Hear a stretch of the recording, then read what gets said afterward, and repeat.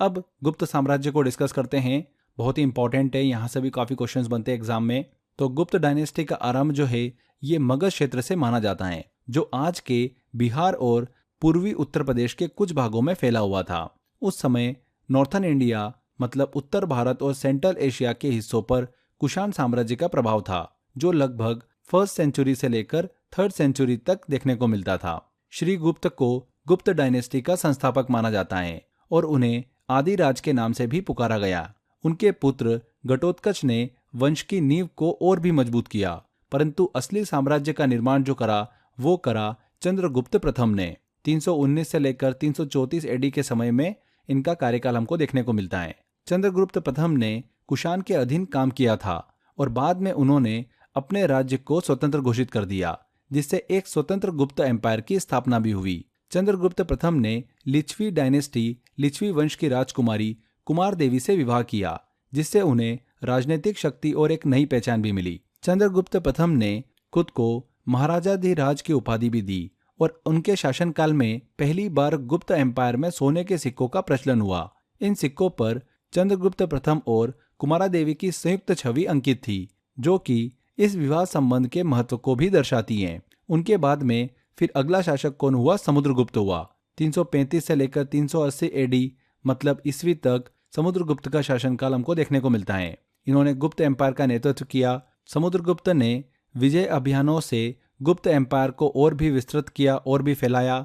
उनकी इस अद्वितीय सफलता के कारण उन्हें इंडिया का नेपोलियन भी कहा गया। इंडिया का नेपोलियन किसे कहा गया? समुद्रगुप्त को। एग्जाम में पूछा जाता है ये। समुद्रगुप्त की उपलब्धियों का वर्णन हमको इलाहाबाद स्तंभ लेख में देखने को मिलता है, जिसे उनके दरबारी कवि हरिशेन द्वारा लिखा गया था। समुद्रगुप्त ने उत्तर भारत के अधिकांश हिस्सों को अपने कंट्रोल में लिया और साउथर्न इंडिया के वेंगी, कांची और पल्लव के क्षेत्रों में भी अपने अभियान चलाए। हालांकि उन्होंने साउथर्न इंडिया के क्षेत्रों को अपने सीधे कंट्रोल में नहीं लिया, बल्कि उन पर टैक्स और श्रद्धांजलि मतलब ट्रिब्यूट लिया, क्योंकि वे उन्हें साम्राज्य का एक अंग नहीं बनाना चाहते थे। समुद्रगुप्त ने अपने शासनकाल में हिंदू धर्म को बढ़ावा दिया, लेकिन साथ ही अन्य धर्मों जैसे कि बौद्ध, जैन, इनके प्रति सहानुभूति भी दिखाई। उनके एम्पायर का विस्तार उत्तर भारत और मध्य भारत तक फैला हुआ था, जिसमें उत्तर प्रदेश, बिहार, मध्य प्रदेश, ओडिशा और बंगाल के हिस्से शामिल थे। उनके शासनकाल में अलग अलग प्रकार के सिक्के जारी किए गए थे, जिनमें गरुड़ शैली, धनुर्धारी शैली, कुल्हाड़ी शैली, अश्वमेध शैली, बाघ का शिकार शैली, वीणा वादन शैली, ये सभी शामिल थे। समुद्रगुप्त को वीणा बजाने का बहुत ही ज्यादा शौक था, इसीलिए उनके सिक्कों में उन्हें वीणा बजाते हुए दर्शाया गया है। ये एग्जाम में क्वेश्चन पूछा गया था, बहुत ही इंपॉर्टेंट है। एग्जाम में ऐसा क्वेश्चन बना था, इनमें से किसे वीणा बजाने का शौक था, और 4 ऑप्शन दे दिए थे, समुद्रगुप्त, अशोक, इस तरीके से आपको ऑप्शन देखने को मिले। वहां पर समुद्रगुप्त बिल्कुल सही आंसर था। तो ऐसे क्वेश्चन एग्जाम में बन जाते हैं, इसीलिए मैं आपको अच्छे से डिटेल में बता रहा हूँ। इसके बाद में फ्रेंड्स चंद्रगुप्त द्वितीय जो है वो अगला शासक बनता है। समुद्रगुप्त के बाद में गुप्त एम्पायर का नेतृत्व किसने किया था? चंद्रगुप्त द्वितीय ने किया था। 380 से लेकर 414 एडी तक चंद्रगुप्त द्वितीय ने अपने एम्पायर को और भी शक्तिशाली और मजबूत किया। चंद्रगुप्त द्वितीय ने नागवंशी वंश की राजकुमारी कुबेर नागा से विवाह किया। इसके बाद में साउथ इंडिया पर भी अपना प्रभाव बढ़ाने के चलते उन्होंने वाकाटक वंश के राजा रुद्रसेन द्वितीय की पुत्री प्रभावती गुप्ता से विवाह करके साउथ इंडिया पर भी अपना प्रभाव बढ़ाया। इसके बाद में चंद्रगुप्त द्वितीय ने पश्चिमी भारत के शक क्षत्रप को पराजित कर उन्होंने मालवा, गुजरात और सौराष्ट्र को गुप्त एम्पायर में मिला लिया, जिसके बाद उन्हें शकारी की उपाधि भी दी गई, जिसका अर्थ है शक का नाश करने वाला।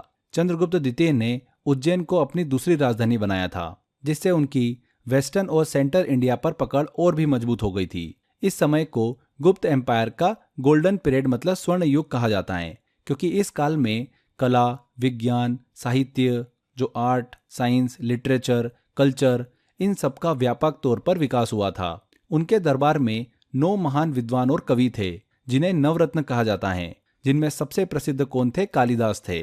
चंद्रगुप्त द्वितीय के शासनकाल में ट्रेड बहुत ज्यादा बढ़ा हुआ था, मतलब व्यापार। उन्होंने वेस्टर्न इंडिया के सी रूट्स मतलब समुद्री मार्गों पर भी कंट्रोल किया और रोम एम्पायर, रोम साम्राज्य के साथ में सोने के सिक्कों का और सिल्क मतलब रेशम का व्यापार भी विकसित किया। इसी समय चीन के प्रसिद्ध यात्री फाहियान ने भी भारत की यात्रा की। यहाँ से एग्जाम में क्वेश्चन पूछा जाता है कि फाहियान ने किसके शासनकाल में भारत की यात्रा की थी? तो चंद्रगुप्त द्वितीय के शासनकाल के दौरान। चंद्रगुप्त द्वितीय के बाद में कुमारगुप्त जो है वो गुप्त वंश के अगले शासक बनते हैं। 415 से लेकर 455 एडी तक इनका शासनकाल चलता है। चंद्रगुप्त द्वितीय के बाद गुप्त साम्राज्य को इन्होंने और आगे बढ़ाया और नालंदा विश्वविद्यालय की स्थापना की। नालंदा विश्वविद्यालय की स्थापना किसने करी थी? कुमारगुप्त ने करी थी, जो बौद्ध शिक्षा का एक प्रमुख केंद्र बना।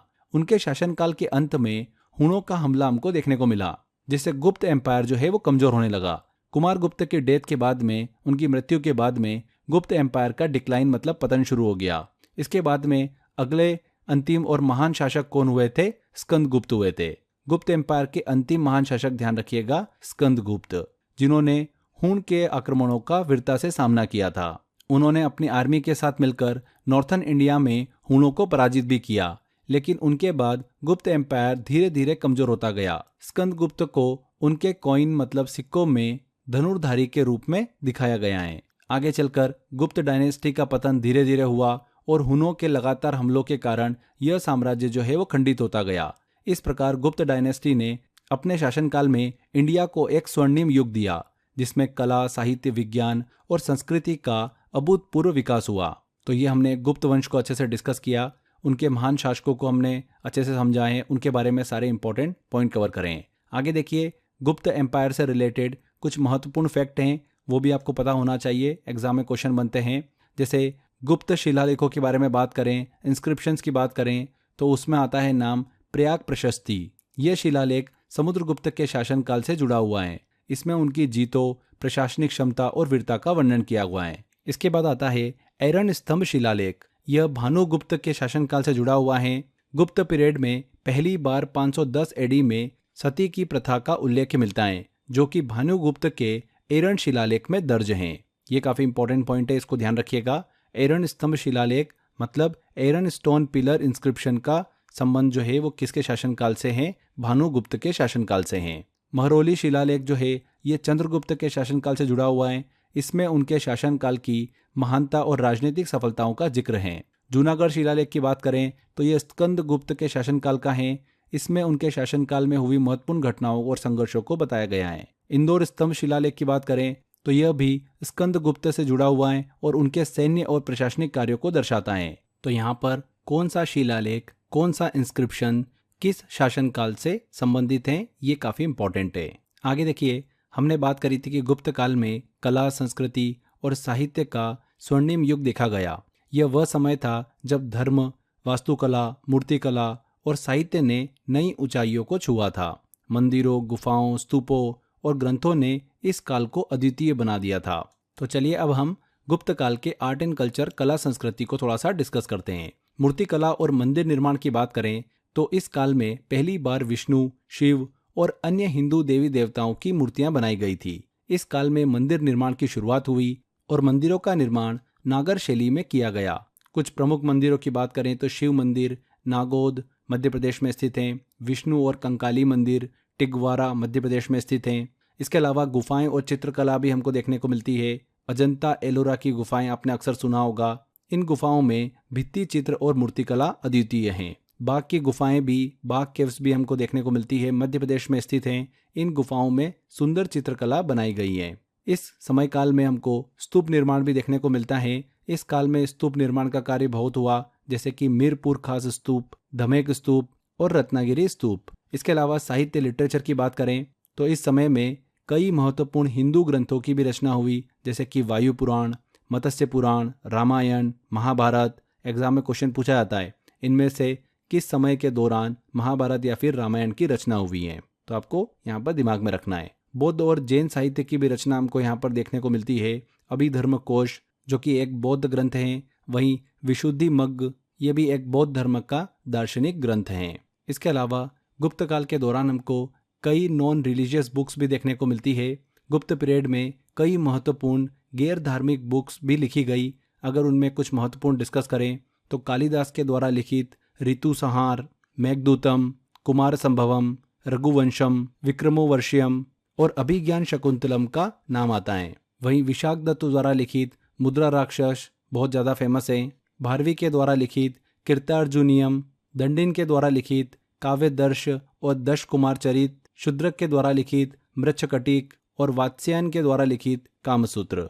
ये बहुत ही महत्वपूर्ण बुक्स है कुछ और उनके लेखक का नाम। इसके अलावा साइंटिफिक बुक्स भी लिखी गई इस समय काल के दौरान, जैसे कि आर्यभट्ट द्वारा लिखित आर्यभट्टीय, वराहमिहिर द्वारा लिखित पंच सिद्धांत और वृहद संहिता, वाग्भट्ट द्वारा लिखित अष्टांग हृदय, भास्कराचार्य द्वारा लिखित लघु भास्कर्य और दलकप्य द्वारा लिखित हस्ते आयुर्वेद। तो ये कुछ साइंटिफिक इंपॉर्टेंट बुक्स हैं।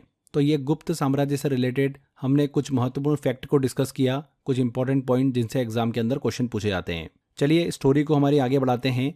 गुप्त एम्पायर के डिक्लाइन की हमने लास्ट में बात करी थी, पतन की बात करी थी। उसके बाद में इंडिया में कई छोटे छोटे किंगडम्स मतलब राज्य उभरने लगे थे जो पहले गुप्त एम्पायर के कंट्रोल में ही थे। गुप्त साम्राज्य जब कमजोर हो गया तो इन राज्यों ने अपने आप को इंडिपेंडेंट मतलब स्वतंत्र घोषित कर दिया।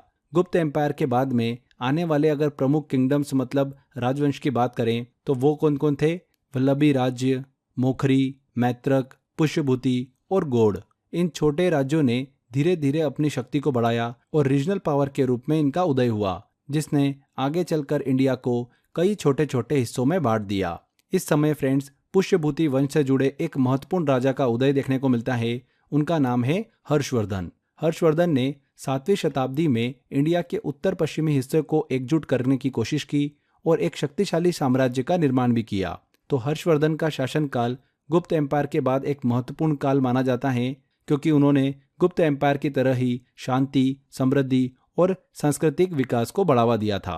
तो हर्षवर्धन का शासनकाल इंपॉर्टेंट है, तो अब हम उसको डिस्कस करेंगे। तो विशेष रूप से हम बात कर रहे हैं पुष्यभूति वंश की। तो पुष्यभूति ने फ्रेंड्स वर्धन वंश की स्थापना की, जिसकी राजधानी थानेश्वर थी। जब हूण भारत पर आक्रमण कर रहे थे और गुप्त साम्राज्य का पतन हो रहा था, उस समय पुष्यभूति ने खुद को स्वतंत्र घोषित किया और एक नए वंश की नींव रखी। इस वंश के एक प्रमुख शासक प्रभाकर वर्मन बने, जिन्होंने महाराजाधिराज और परम भट्टारक की उपाधि धारण करी। आगे चलकर प्रभाकर वर्मन के पुत्र राज्यवर्धन ने इस वंश को आगे बढ़ाया। राज्यवर्धन की मृत्यु के बाद में इस वंश के शासक बनते हैं हर्षवर्धन। तो हर्षवर्धन के शासनकाल को थोड़ा सा हम डिटेल में डिस्कस करते हैं। हर्षवर्धन का शासनकाल चलता है 606 से लेकर 647 ईस्वी के बीच में। हर्षवर्धन को शिलादित्य के नाम से जाना जाता है। उन्होंने मैत्रक शासक ध्रुवसेन द्वितीय को हराया, लेकिन उन्हें मित्रता का प्रतीक मानते हुए अपनी बेटी का विवाह उससे कर दिया। हर्षवर्धन के शासनकाल में ही चीनी यात्री ह्वेंग त्सांग भारत की यात्रा पर आया था, जिसने हर्षवर्धन के शासनकाल को शांति और उन्नति का काल बताया। हर्ष हर 5 साल में प्रयाग में एक बड़े धार्मिक उत्सव का आयोजन करते थे, जिसे आज के कुंभ मेले का प्रारंभिक रूप भी माना जाता है। हर्षवर्धन के शासनकाल में हमको कुछ इंपॉर्टेंट सम्मेलन भी देखने को मिले, जैसे कन्नौज सम्मेलन 643 ईस्वी में हुआ था। यह सम्मेलन विशेष रूप से ह्वेंग त्सांग के सम्मान में आयोजित हुआ था और इसी के साथ साथ महायान बौद्ध धर्म को प्रोत्साहित करने के लिए बुलाया गया। प्रयाग सम्मेलन भी देखने को मिला। इसमें हर्ष ने अपने शासन के दौरान धार्मिक सद्भाव और समर्थन दिखाने के लिए इस सम्मेलन का आयोजन किया था। हर्षवर्धन ने अपने शासनकाल में नालंदा विश्वविद्यालय के रखरखाव के लिए 100 गांवों का राजस्व प्रदान किया। उनका शासन न केवल पॉलिटिकल स्टेबिलिटी लाया, बल्कि धर्म और शिक्षा के क्षेत्र में भी उनका योगदान उल्लेखनीय रहा। हर्ष के समय में साहित्य की बात करें तो 3 प्रमुख संस्कृत नाटक लिखे गए। पहला था नागानंद, दूसरा था रत्नावली और तीसरा था प्रियदर्शिका। हर्षवर्धन के शासनकाल में उनके दरबारी कवि बाणभट्ट ने हर्षचरित लिखा था, जिसमें हर्ष के प्रारंभिक शासनकाल का वर्णन देखने को मिलता है। हर्षवर्धन के शासनकाल में सिक्कों में उनकी प्रतिमा और प्रतीक चिन्ह अंकित होते थे। ये सिक्के उनकी शक्ति और प्रतिष्ठा को दर्शाते थे। उनके काल के आर्थिक और सांस्कृतिक महत्व को भी उजागर करते हैं। आगे चलकर 647 ईस्वी में हर्षवर्धन की मृत्यु हो जाती है, जिसके बाद में पुष्यभूति साम्राज्य का पतन शुरू हो गया। इसके बाद उत्तरी भारत में राजपूतों राज्यों का उदय हुआ, जैसे कि चौहान, परमार, सोलंकी, इन सब राजपूत राज्यों का उदय देखने को मिलता है। 8वीं से 11वीं शताब्दी के बीच में भारत पर अरबों और तुर्कों का आक्रमण शुरू हो जाता है, जिससे भारतीय इतिहास में मध्यकालीन भारत का अध्याय प्रारंभ होता है। तो यहाँ पर शुरू हो जाता है अरबों और तुर्कों का आक्रमण। फ्रेंड्स, ये वाला हिस्सा जो है हम मध्यकालीन में डिस्कस करेंगे, अरबों और तुर्कों का आक्रमण। यहाँ पर एक छोटी सी इन्फॉर्मेशन और है। हमने डिस्कस किया था कि 647 एडी में ईस्वी में हर्षवर्धन की मृत्यु के बाद में पुष्यभूति साम्राज्य का पतन हो जाता है। इसके बाद में उत्तरी भारत में राजपूत किंगडम्स, राजपूत राज्यों का उदय होता है। चौहान, परमार, सोलंकी जैसे राजपूत वंश जो है अगले 500 वर्षों तक नॉर्थ इंडिया की राजनीति में प्रमुख शक्ति बने रहते हैं। तो एग्जाम में कुछ महत्वपूर्ण राजपूत राज्यों से रिलेटेड उनके संस्थापक और राजधानी से क्वेश्चन पूछे जाते हैं। तो 10 महत्वपूर्ण राजपूत राज्यों को हम डिस्कस करते हैं। सबसे पहला आता है हमारा चौहान।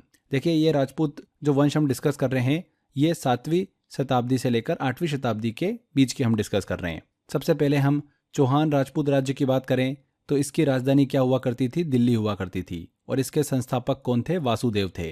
प्रतिहार, परिहार की बात करें तो अवंती उनकी राजधानी हुआ करती थी या फिर कन्नौज। और नागभट्ट प्रथम जो है ये प्रतिहार वंश के संस्थापक थे।